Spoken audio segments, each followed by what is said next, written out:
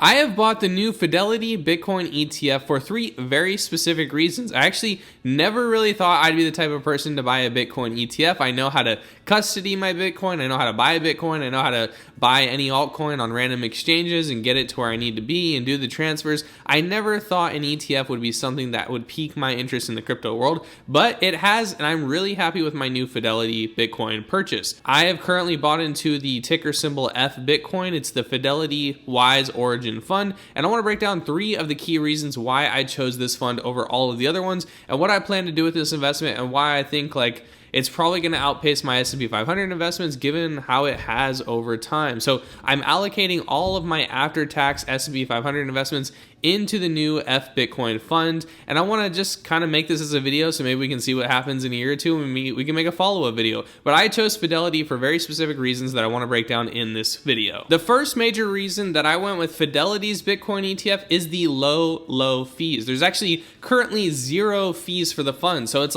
even cheaper than buying my Bitcoin on a centralized exchange or any type of exchange.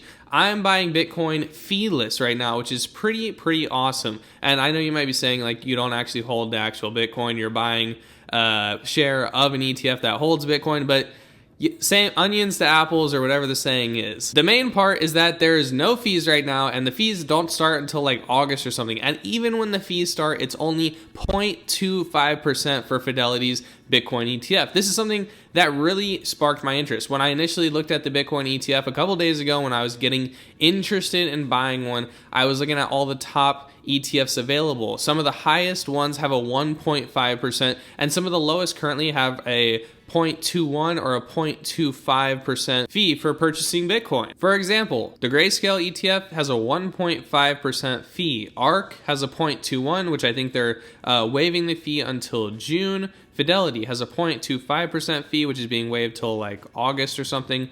iShares, which is Blackrock, also has a 0.25% fee, but I don't think that they're waiving any amount of time on it, so you'll pay the 0.25 today if you decide to go with iShares. The main selling point of this low fee structure is that, especially for people using it in tax advantage 401ks and IRA accounts, I'm not doing it because my 401k is with Vanguard.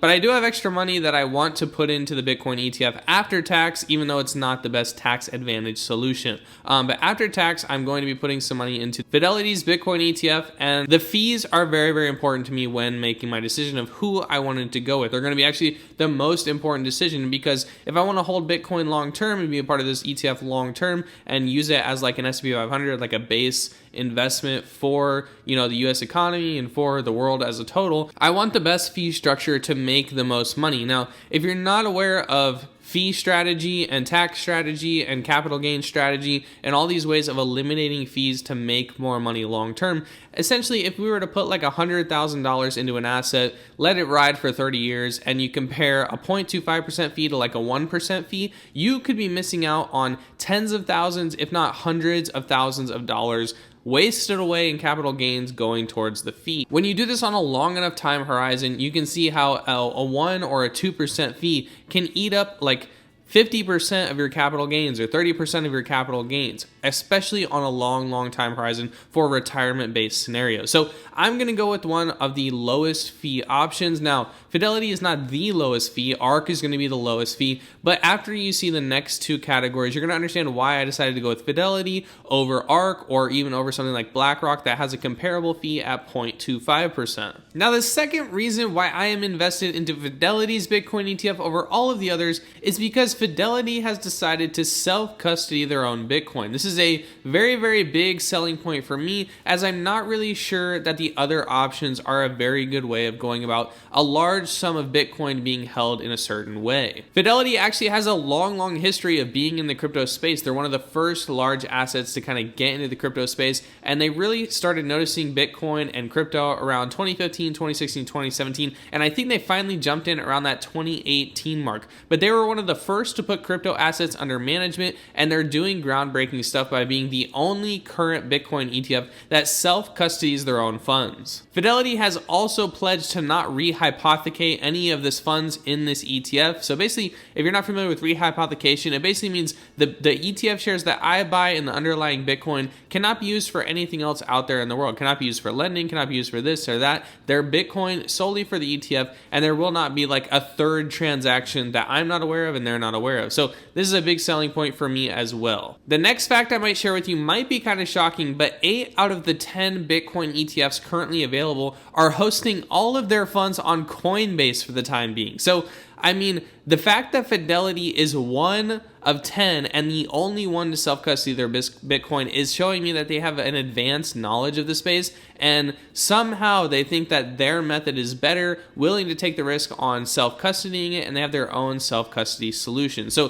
this is a big selling point for me. I don't think billions and billions of ETF funds should be stuck on Coinbase probably. I think that would take like a very big chance putting it all there, especially the fact that we have 8 of our Bitcoin ETFs currently on Coinbase. VanEck is the only other one, and it is hosted on Gemini. Now, I do think that there are risks and pros and cons to both scenarios. I think that there's risks of keeping all of your Bitcoin on Coinbase. I think that there's risks of self-custodying all your Bitcoin. My hope is that Fidelity has the ability to store these assets in a way that is higher security than any of us normal people sitting in an apartment can store their security. They talk about it a little on their website, and I just figure that they would have the ability to self-custody and store this in a much, much more secure way than someone like you or me, and they have the assets to protect it. This just kind of shows me a higher level of crypto enthusiasm and crypto dedication, and it just kind of makes me feel like it's a better overall decision to be with Fidelity because of this. Now, the third and final reason why I'm going with the Fidelity Bitcoin ETF and why I'm actually choosing to be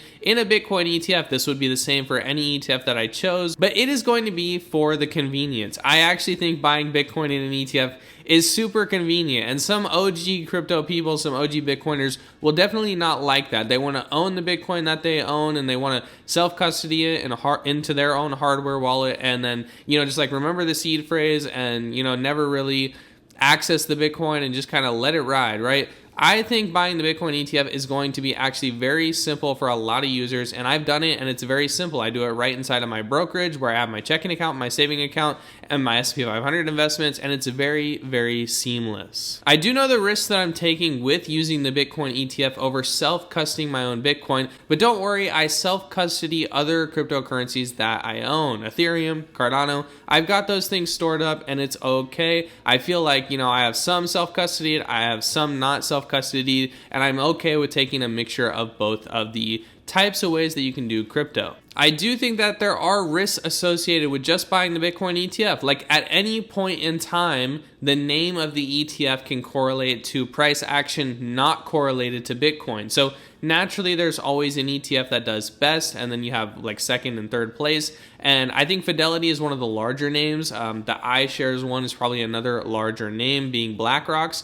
And then something like an ARK, has popularity because of low fees. So pick your ETF wisely is what I would say. But the convenience is a huge selling point for me. I've noted the risks of being in an ETF where the underlying asset can be tampered with or messed with, or, the Fidelity could decide to remove the ETF at any point in time, but I'm fairly confident in Fidelity's long-term crypto history and their ideas of wanting to self-custody their Bitcoin, and their ideas of, having this low fee structure to allow anyone to kind of get into Bitcoin easily and capably, and with their retirement accounts or with just any funds that they have in their checking account in their brokerage. When you're going to pick a Bitcoin ETF, you should look at some of the things that I mentioned. You should look at their fee structure. You should look at how they're custodying their Bitcoin. It's probably on Coinbase unless you're going with Fidelity. You should think about the convenience and the risk associated with a Bitcoin ETF versus holding your own Bitcoin. Do you feel comfortable holding your own Bitcoin and making those transactions? Or do you feel more comfortable, not holding your Bitcoin, but letting someone else take care of the harder work with the transactions? After that, you should kind of go through a brand name recognition of why would I want to be in a certain ETF. Some of the ones that I would probably suggest to people are Fidelity's ETF, iShares, which is BlackRock's ETF, and the ARK Fund, which is Cathie Wood's Bitcoin ETF. I suggest these ones because they have low fees, they're relatively popular, they're kind of household investing names, not really household for the majority of people, but household for the investors' names. They just kind of have that market vibe that makes people want to invest in them more over some of the other ones. So I don't know. When you're looking at a Bitcoin ETF, those are some of the things I would check out. That's why I chose Fidelity's Bitcoin ETF. And maybe we can do an update video on how the ETF's going. But so far, I put $500 in this week, and I might try and do something like $1,000 a month for the next year, or I might try and do like $2,000 a month for the next couple months before we get to the Bitcoin halving. So I'm not really sure if we're going to pump or dump after the halving, but over the next like 6 months or a year, I might try and put a few $1,000s in there, trying to see this account and try and catch it up to my S&P 500 account. Let me know if you're investing in the Bitcoin ETF. If you are investing in the Bitcoin ETF, why have you decided to do it, and which ETF did you decide to go with? Did you decide to go with Fidelity like me, or maybe one with iShares? My pops went with iShares. He thought that that was a good one for him because BlackRock has the largest amount of funds under management, whereas Fidelity is quite a bit behind the funds under management. So another thing to consider when you're going to buy your Bitcoin ETF. Other than that, hope you find a value, and we'll see you in the next one.